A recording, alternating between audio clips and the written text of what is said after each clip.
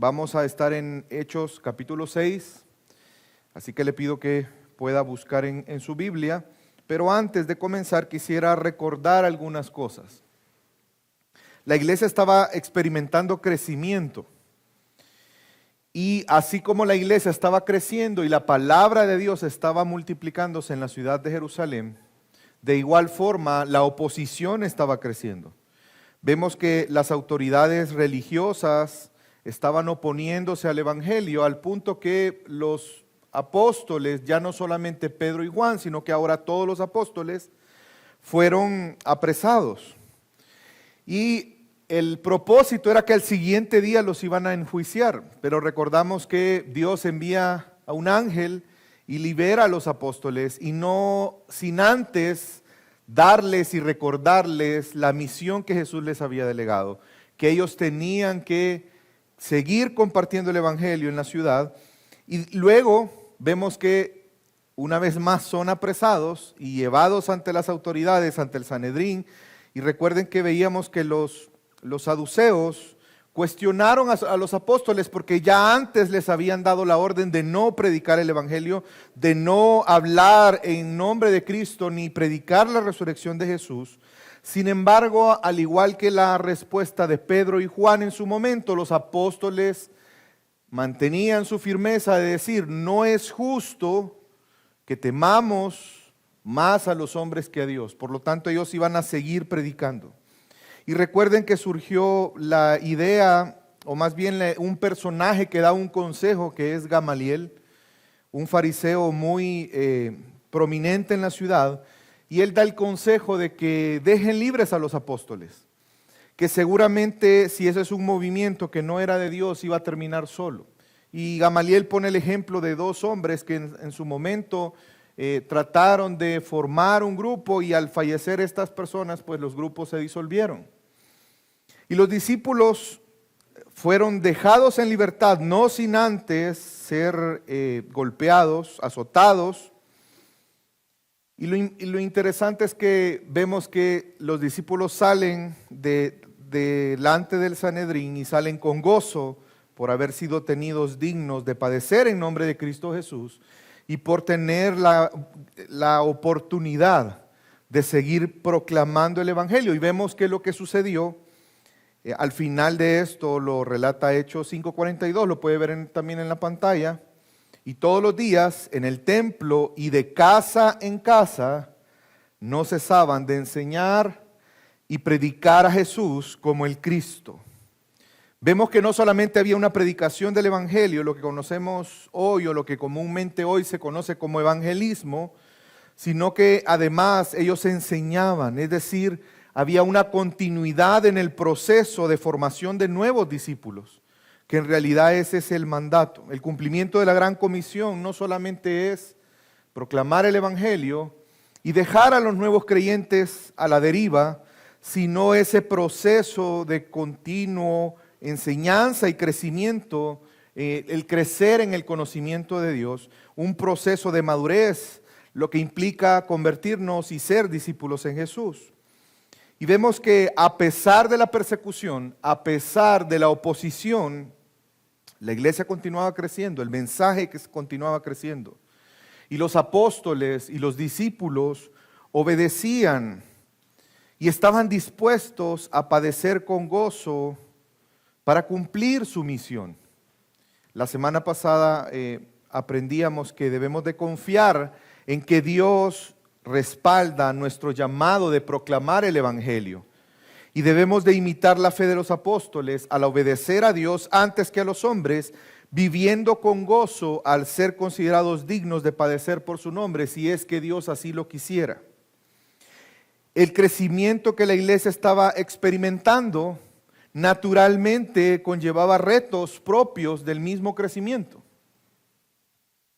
La dinámica de las iglesias no será la misma y mucho tendrá que ver el tamaño. Si usted ha estado en algún momento congregado en una iglesia grande, se va a dar cuenta que la dinámica de la iglesia es diferente a estar en una congregación más pequeña. Y de igual manera los retos pues crecen, el crecimiento es importante. Pero más importante es un crecimiento sano de la iglesia, para que la iglesia pueda cumplir el propósito que es glorificar a Dios. Y existen ideas erróneas en relación al crecimiento. Por ejemplo, que el tamaño de una iglesia representa la bendición de Dios. Entre más grande, Dios bendice más a esa iglesia. Y eso no necesariamente es así. Y por el contrario, una iglesia pequeña no significa tampoco que es una iglesia que no está conforme a la voluntad de Dios. El crecimiento, hay otra idea en relación al crecimiento, por ejemplo, que el crecimiento depende del pastor. Y eso no es totalmente cierto. O la idea de que podemos desarrollar estrategias que se le conocen estrategias de iglecrecimiento. Y a veces se levantan modas de, mira, aquella iglesia hizo esta campaña y crecieron, entonces hagámosla nosotros también. Eso no es así. Todo esto es falso, son ideas falsas. El crecimiento depende de la voluntad de Dios, pero también depende mucho de lo que hacemos como iglesia. El crecimiento más importante en realidad no es el crecimiento material. El crecimiento más importante es el crecimiento espiritual. Y lo vemos en la iglesia primitiva, en estos textos que estamos meditando. Hoy veremos precisamente algunos componentes importantes relacionados a cómo una iglesia puede crecer, pero al hacerlo, lo haga de una forma saludable. Esta mañana espero que lleguemos al convencimiento de parte de Dios que por y para el crecimiento sano de la iglesia, debemos procurar servir al Señor con sabiduría y llenos del Espíritu Santo, cada uno dedicándose al llamado que de Dios ha recibido para la edificación de la iglesia y para la gloria de Dios. El crecimiento trae consigo necesidades. Y quiero que me acompañe a Hechos. En el texto que vamos a estar ahora es Hechos 6, versículo del 1 al 7, pero en este momento nos vamos a enfocar en Hechos 1. Le pido que busquen su Biblia, Hechos 6, versículo 1. Como hemos visto, la iglesia estaba creciendo en muchos sentidos. Estaba creciendo en el número de personas, estaba creciendo en la influencia en la ciudad. Recuerden que una de las quejas de los saduceos era que estaban llenando Jerusalén con la doctrina cristiana. Pero ese crecimiento obviamente conlleva el surgimiento de necesidades. Y justo eso es lo que ocurrió en la iglesia de Jerusalén. Versículo 1, capítulo 6. En aquellos días, como creciera el número de los discípulos, hubo murmuración de los griegos contra los hebreos, de que las viudas de aquellos eran desatendidas en la distribución diaria. Como hemos venido aprendiendo, una de las cualidades más fuertes dentro de la iglesia era precisamente la unidad que había entre la iglesia, pero también las expresiones de amor, que eso incluía la generosidad. Y en este momento habían obviamente dentro de la iglesia mujeres viudas. Recuerde que el contexto en esos tiempos, las mujeres dependían de los hombres para su provisión económica. Por lo tanto, las mujeres viudas en algunos casos tendían a ser mujeres pobres si no tenían hijos o familiares que pudieran ayudarles, porque no era fácil para una mujer conseguir un sustento sin tener un esposo o un hijo que le ayudara en ese sentido. Y vemos entonces que los miembros de la iglesia daban para suplir las necesidades. Y parte del grupo que se beneficiaba de eso eran mujeres viudas, que eran alimentadas diariamente por la congregación, por la iglesia. Y vemos que este punto es un recordatorio de lo que hemos aprendido en esta serie, la expresión de amor por medio de la generosidad. Aquí nos es contestado y a quienes ayudaban, pues un grupo permanente el que ayudaban eran a las viudas. Sin embargo, surgió una murmuración y el punto principal de la queja es que había una atención preferencial para, según se percibía, sobre las viudas judías en relación con las mujeres griegas. Y vemos que el tipo de necesidad en este caso era de carácter material y temporal, era el tema del alimento. Había una preocupación y cuidado no solamente de aspectos espirituales, sino también materiales y temporales como es el alimento. ¿Cuál fue la solución del problema? Y es que en realidad, al parecer, no es que hubiera escasez de alimento, sino que al parecer era un problema más de organización, de que no habían suficientes manos para suplir la atención a las mujeres. Y vemos que hay una solución propuesta por los discípulos, por los 12. Sin embargo, hay un punto importante y es que no es justo dejar la palabra de Dios por servir a los demás. Vemos a los apóstoles solucionar el problema de la siguiente manera. Acompáñenme versículo 2 al 4. Entonces los 12 convocaron a la congregación de los discípulos y dijeron: no es conveniente que nosotros descuidemos la palabra de Dios para servir mesas. Por tanto, hermanos, escoged de entre vosotros 7 hombres de buena reputación, llenos del Espíritu Santo y de sabiduría, a quienes podemos encargar esta tarea, y nosotros nos entregaremos a la oración y al ministerio de la palabra. El título del sermón de esta mañana es llenos de sabiduría, llenos del Espíritu y de sabiduría. Y es precisamente porque es un punto importante dentro de este texto que estamos meditando. Vemos que existía la posibilidad de un mayor problema aún. No sé si a usted le ha pasado que a veces uno trata de solventar un problema y a veces la solución termina siendo peor que el mismo problema. ¿Lo ha visto? ¿Sí? Aquí estaba a punto o podía existir una gran posibilidad de que pasara eso. Que por tratar de solventar la alimentación de las viudas viniera un problema mayor. Y el problema es precisamente el hecho de enfocarse más en la alimentación y poner en riesgo el alimento espiritual de toda la iglesia. Quiero que noten el versículo 2, que los discípulos, los 12, dicen: no es conveniente, o dependiendo de la versión que usted esté leyendo, algunas versiones dicen: no es justo que descuidemos la palabra por servir a las mesas. Esa frase, no es conveniente o no es justo, debemos de entenderla como que es algo que no debería de ser aceptado como válido o como normal. El hecho de que los apóstoles descuidaran el ministerio de la palabra por servir a las mesas.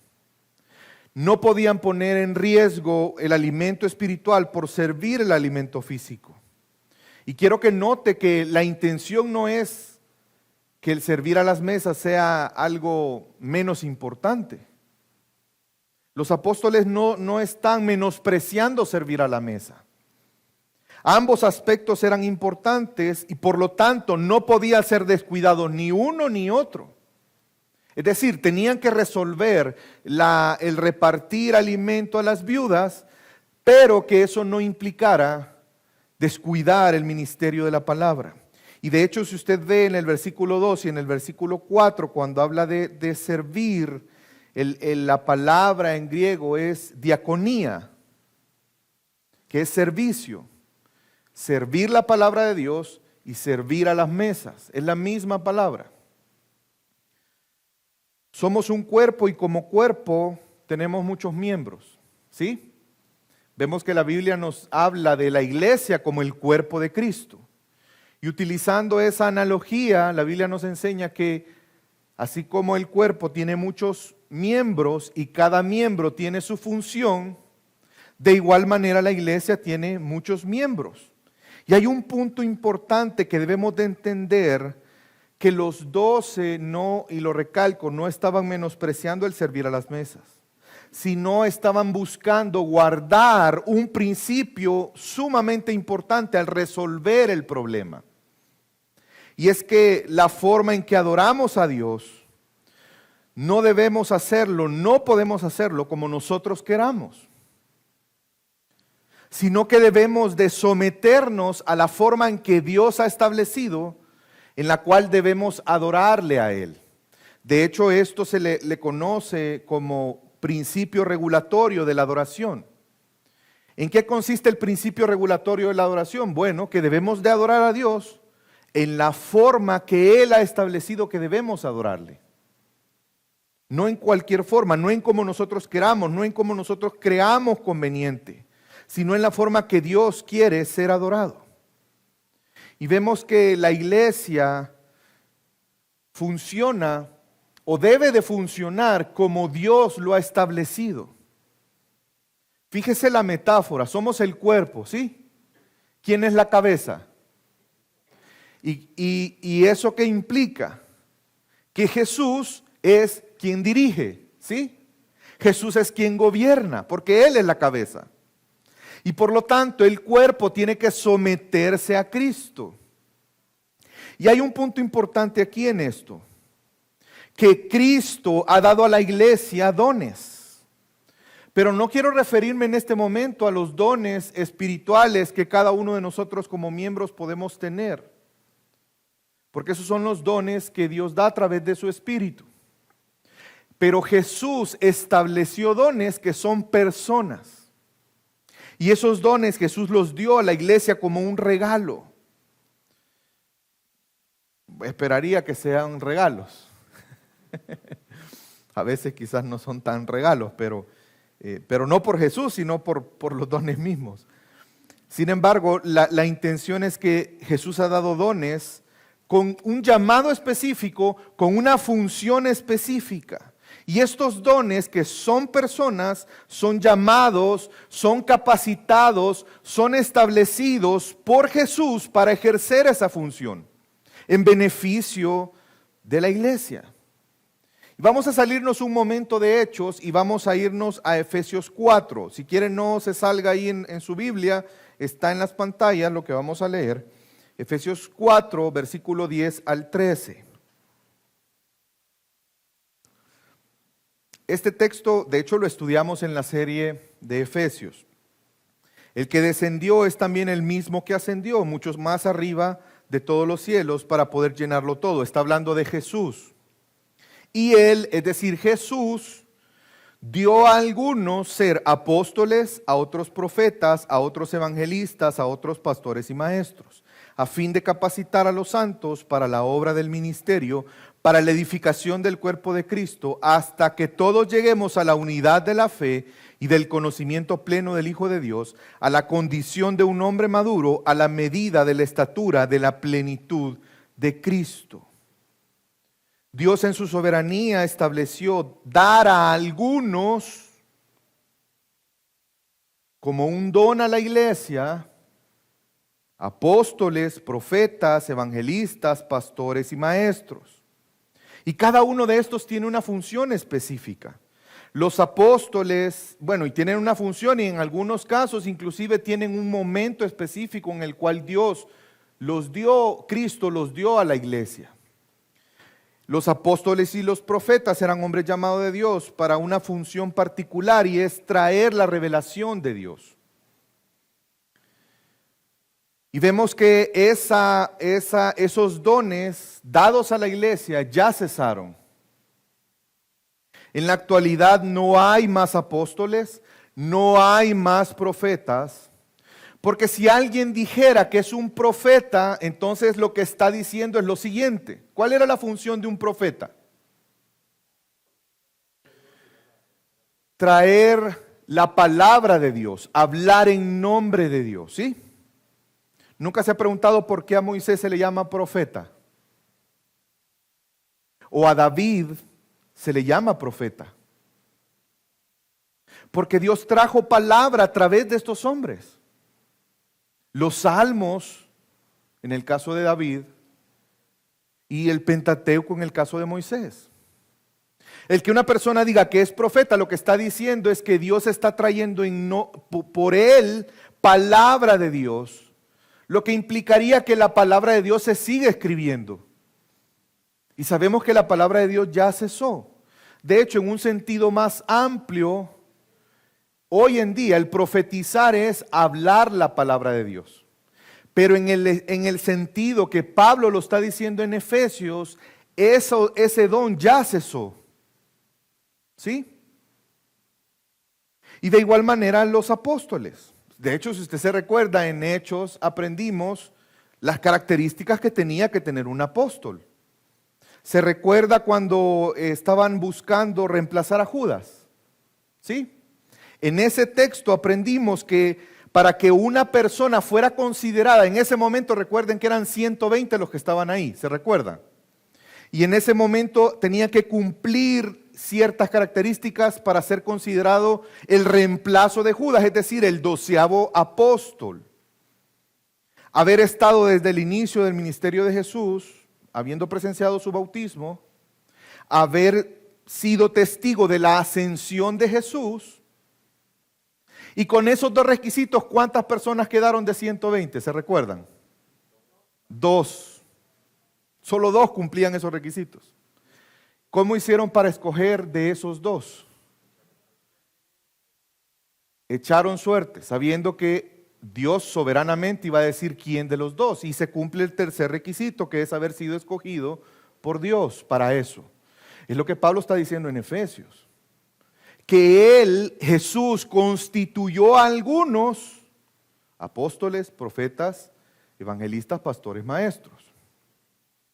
Pero todo esto es importante porque lo que se está viendo en este punto es que los 5 dones tienen algo en común y es el propósito. ¿Para qué fueron dados los pastores, evangelistas, profetas, maestros y los apóstoles?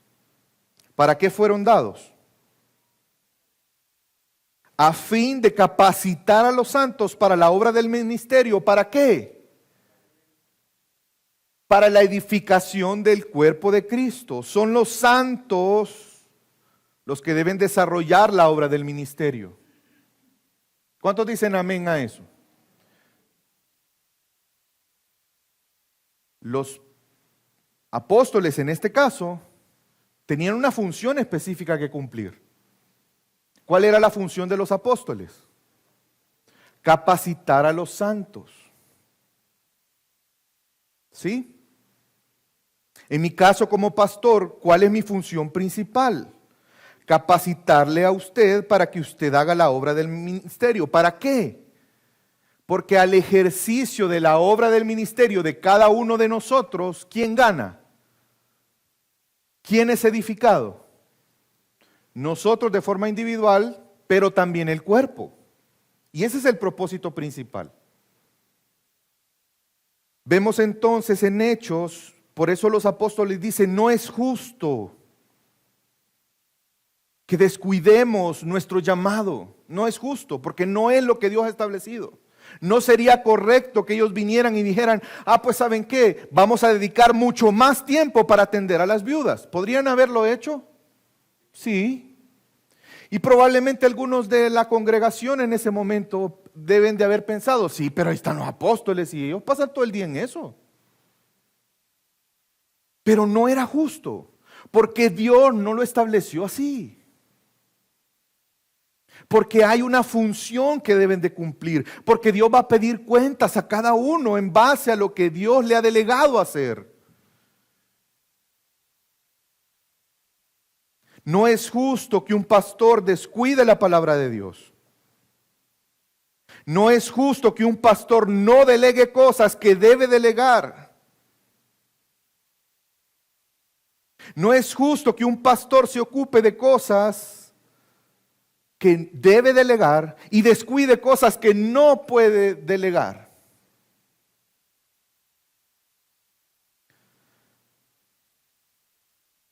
Pastorear no es una función que se ejerza, al igual que los apóstoles, partiendo de la capacidad. Los 12 no recibieron un curso para ser uno de los 12. Es un llamado de Dios. Por lo tanto, solamente Él puede llamar a un apóstol, que en su momento lo hizo, ya hoy no hay apóstoles. Pero Dios sigue llamando pastores. Es un llamado de Dios.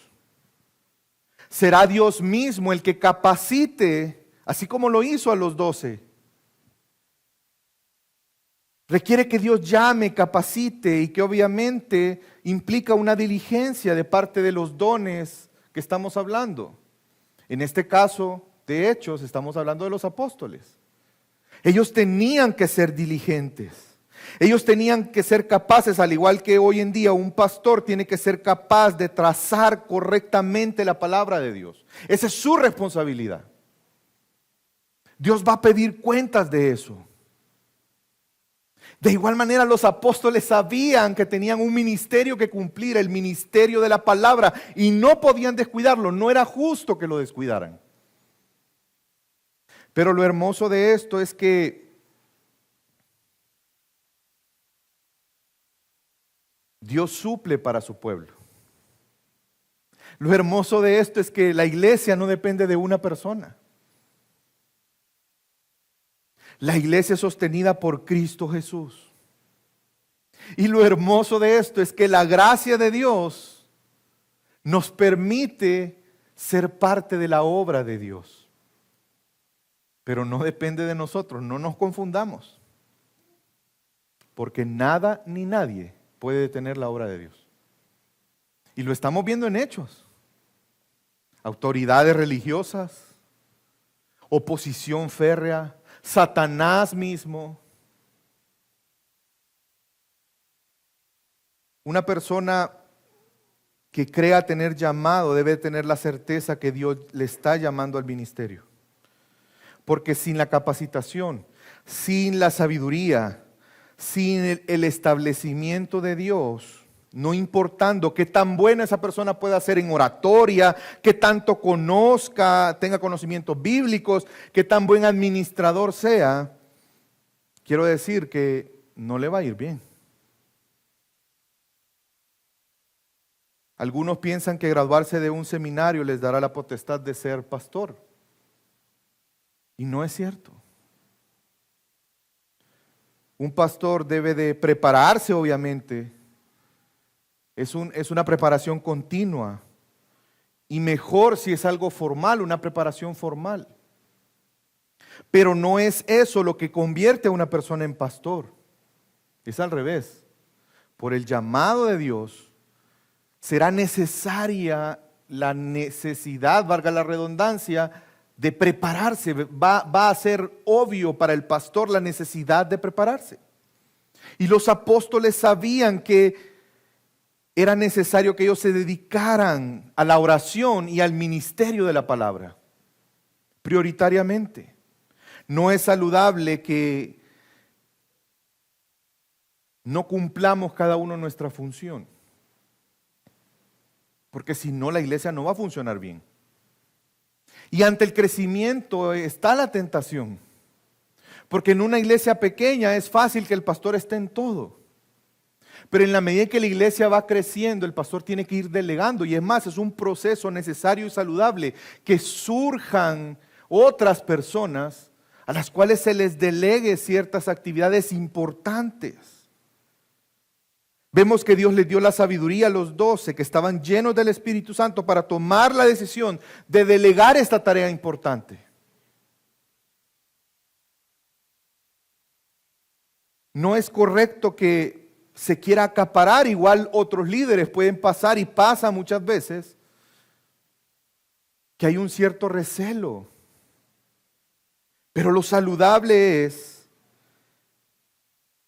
que todos sirvamos al Señor. Todos somos llamados para eso. Que seamos instrumentos de Dios para formar a otros. Eso es lo saludable. Y una iglesia que crece debe de crecer de esa manera. Deben de haber algunos hermanos responsables de algunos aspectos. Nuestra iglesia no es una iglesia tan grande, sin embargo es necesario que yo haya tenido que delegar algunas cosas.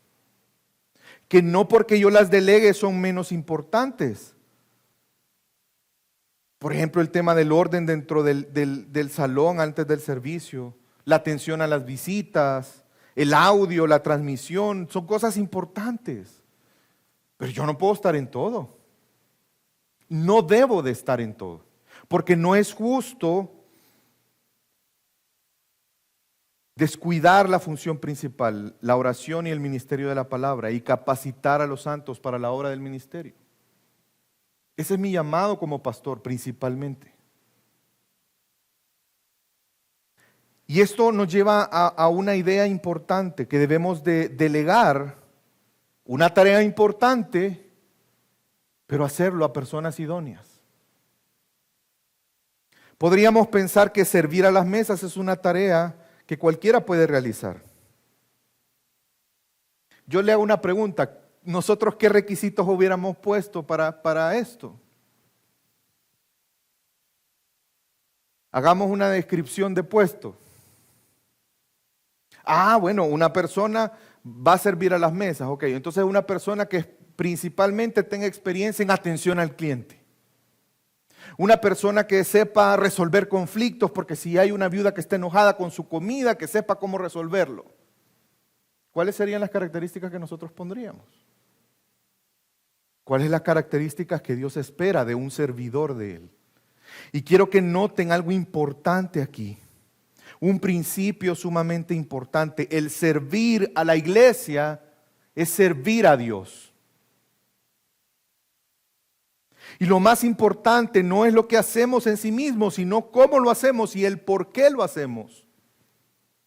El servicio a Dios requiere que lo hagamos, que quienes lo hacemos seamos personas que tengamos un carácter cristiano. Personas con sabiduría, que se sujeten a Dios, que tengan temor de Dios. Es decir, una persona con una vida sana, saludable, espiritualmente hablando. No importando qué tan sencilla parezca la actividad que vamos a hacer, tú podrías ayudar a poner, a colocar las sillas antes de un servicio de adoración. Pues lo que Dios requiere de ti es que tengas una vida sana espiritualmente. ¿Cuáles son los requisitos? Ser ejemplo de otros en primer lugar. Es decir, que muestren una madurez espiritual. La buena reputación no vendrá por la habilidad que una persona tenga de mostrarse como un buen cristiano. Porque ¿sabe qué? Con el pasar del tiempo, esa máscara en algún momento se va a caer. No es sostenible. La buena reputación que habla en este texto es simplemente un fruto natural de una fe saludable. Es el fruto de una vida espiritual, la cual va a hacer que esa fe se exprese en buenas obras para Dios. Vemos que también debían de ser llenos del Espíritu, lo que implica que el Espíritu Santo gobernara sus vidas, de tal forma que disfrutaran de la libertad del pecado. Y la forma en que disfrutamos de la libertad del pecado, ¿cuál es? ¿Pecando más o absteniéndonos a pecar? Obviamente absteniéndonos a pecar. Que en su vida se manifieste el fruto del Espíritu. Amor, gozo, paz, paciencia, benignidad, bondad, fe, mansedumbre, templanza. Una vida que sea un ejemplo en buenas obras. No como un mérito, sino como un resultado de la llenura del Espíritu Santo, del gobierno del Espíritu Santo en nuestra vida. No estamos hablando de un hombre perfecto. Estamos hablando de un hombre maduro en Cristo. Y vemos que la sabiduría era el tercer elemento importante. Recuerde que la sabiduría inicia en el temor a Dios. Y es la capacidad que tenemos de poder obedecer la palabra de Dios, poner en obra la palabra de Dios. Una persona puede tener mucho conocimiento bíblico y teológico y ser muy poco sabio,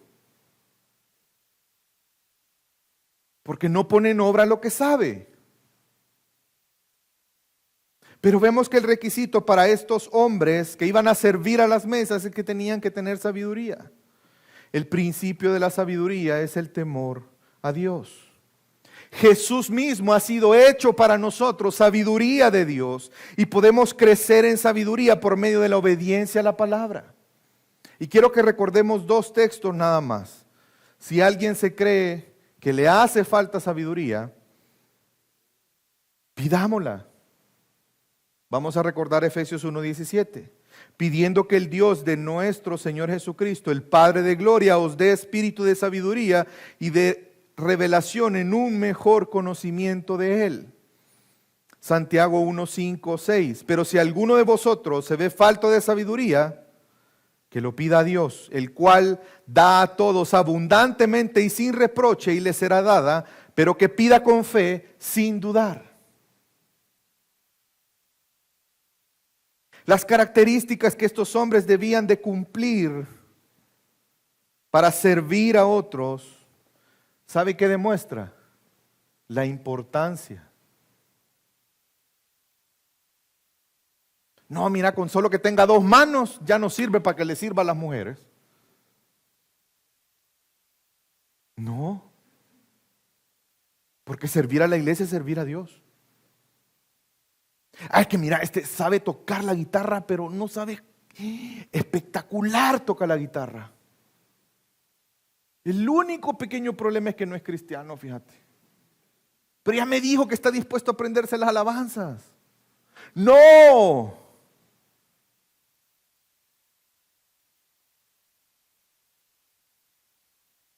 Porque estamos sirviendo a Dios. No importando qué actividad sea en nuestro servicio, no es insignificante e irrelevante porque es para Dios. Y si te das cuenta, estos aspectos no son un superhombre. Simplemente son los requisitos mínimos que debe de tener un discípulo de Cristo. Es decir, el requisito es, vas a servir a Dios, pues tienes que ser un discípulo de Jesús. Si no, recordemos que Pablo le dice a Timoteo, lo que has oído de mí en presencia de muchos testigos, eso encarga a hombres fieles que sean idóneos para enseñar también a otros. La idoneidad en el servicio a Dios, mucho más allá de las capacidades, tiene que ver con nuestro carácter, tiene que ver con nuestro amor a Dios, tiene que ver con una vida de adoración a Dios.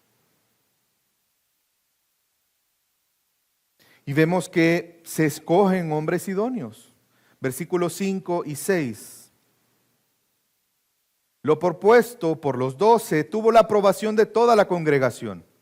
Y escogieron a Esteban, un hombre lleno de fe y del Espíritu Santo, y a Felipe, a Prócoro, a Nicanor, a Timón, a Parmenas y a Nicolás, un prosélito de Antioquía, a los cuales presentaron ante los apóstoles y después de orar pusieron sus manos sobre ellos.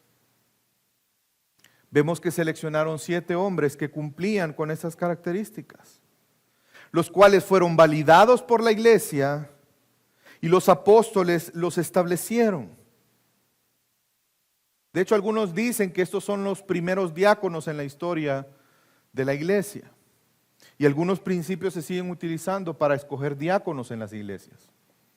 Un diácono es aquella persona que ayuda al pastor a servir a la iglesia en aspectos probablemente administrativos. Pero recuerde, todo servicio a Dios es espiritual. Los diáconos son líderes que ayudan a los pastores a servir al Señor. Y más allá de las habilidades que puedan tener, los conocimientos que puedan tener, lo importante es su vida espiritual, la sabiduría, cómo viven el cristianismo y son verdaderamente discípulos. Como iglesia nos preocupa mucho la vida espiritual de los miembros, pero también de los servidores. Por eso es una obligación, aunque pueda oírse feo o pesado, lo que quiera la palabra, pero es una realidad, es una obligación que todos los que sirven al Señor tienen que discipularse. No importa tu habilidad, y gloria a Dios por tu habilidad, pero eso no es lo más importante. Creo que todos nosotros que servimos al Señor hemos experimentado cómo Él nos capacita en cosas que ni nos imaginamos.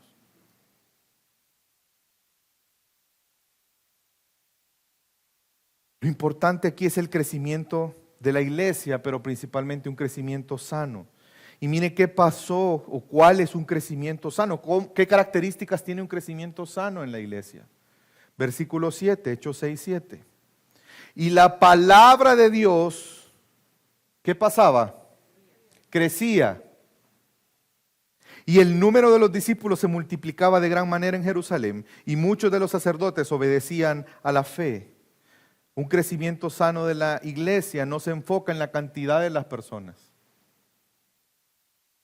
sino en que seamos obedientes a Dios, en que cada uno de nosotros ejerza su llamado, en que seamos fieles a Dios, en que crezcamos en el conocimiento de Dios, porque si la palabra de Dios crece, las personas vendrán. El enfoque es lo espiritual.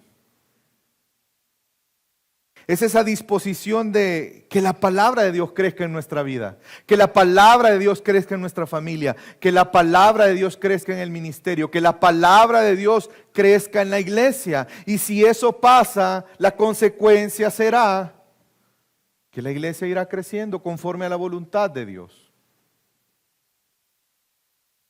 Es importante que como miembros de nuestra iglesia vivamos sabiamente, que crezcamos en el conocimiento de Dios. Y es por eso que quiero compartir con ustedes algo que quizás no todos conocen. Y es el enfoque que como iglesia tendremos, a menos que Dios nos diga otra cosa. La declaración de propósito de nuestra iglesia. La iglesia Gracia sobre Gracia Guatemala existe para glorificar a Dios. ¿Y cómo glorificaremos a Dios? Edificando en amor, viviendo y enseñando la verdad del Evangelio para ser y hacer discípulos. Si usted se da cuenta, el enfoque no es construyamos un gran templo, no es hagamos grandes actividades. Porque imagínese usted el grave problema que la iglesia crezca en número, pero no haya quien enseñe a otros. ¿Sería eso un problema? Que la iglesia empiece a crecer en número y no haya quien atienda a esas personas. ¿Y cómo vamos a lograr esta declaración de propósito? Y quiero que note que la declaración de propósito no es algo que nos hemos inventado. Es lo que la Biblia manda a la iglesia, en general a la iglesia de Cristo. Pero ¿cómo lo vamos a hacer? Colosenses 1, 27 y 28.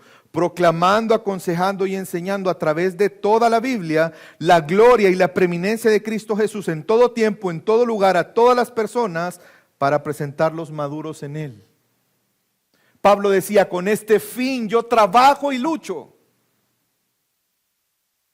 Y como iglesia vamos a trabajar y luchar para esto, no para una gloria personal, no para construir un reino, sino para la gloria de nuestro Dios. Para cumplir el propósito por el cual Él nos dejó en este mundo. Él no nos dejó aquí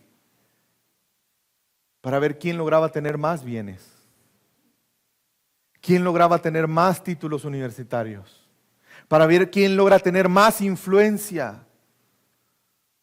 La razón por la que Él nos ha dejado en este mundo es para que seamos luz y sal.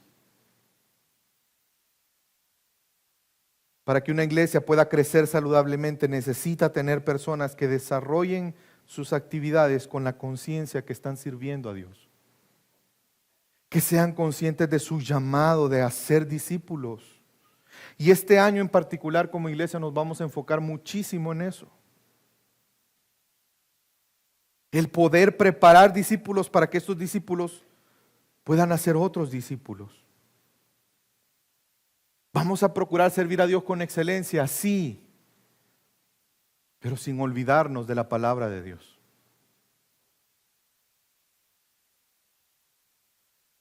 Yo anhelo que sigamos creciendo, pero de una forma saludable, conforme a la voluntad de Dios. Que crezcamos en temor a Dios, que crezcamos en amor a Dios, que crezcamos en conocimiento de Dios, que crezcamos en el deseo de adorar a Dios, a través de servirle, a través de proclamar el Evangelio a otros, a través de discipular a otros, a través de poner nuestros dones en el servicio a Dios.